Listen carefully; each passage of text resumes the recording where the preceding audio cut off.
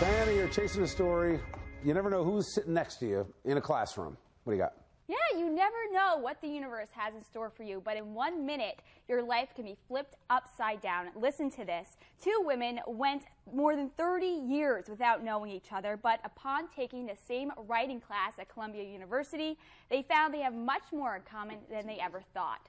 And all of a sudden, the light bulb went off. I had this like Oprah-style aha moment where I was like, whoa, I think I'm related to the person who's sitting directly across from me. That's right, they're sisters. Can you believe it? The story begins in Florida back in the 1980s. That's when Lizzie Valverde and Katie Olson were both born to the same mother and then given up to adoption.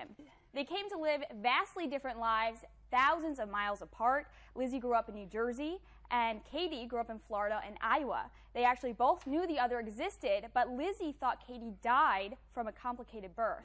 Not only were we 1,000 miles away from where we began, and in the most bizarre setting to find one another, and it was just so serendipitous, but on top of that, I had to realize that like this person was alive. Flash forward to 2014, Wow. Their lives intersected.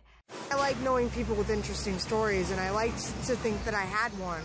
Although I guess I had no idea at the time just how interesting it was going to get.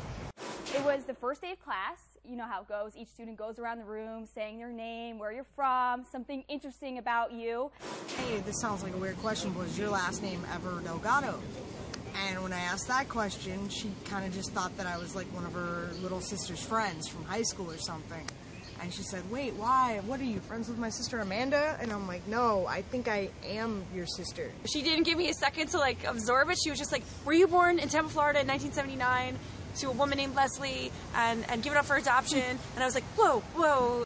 So to this day, the two are still building a relationship. They've both now graduated from Columbia University. Lizzie graduating just this past Monday. And get this, Katie and their birth mother went to this ceremony.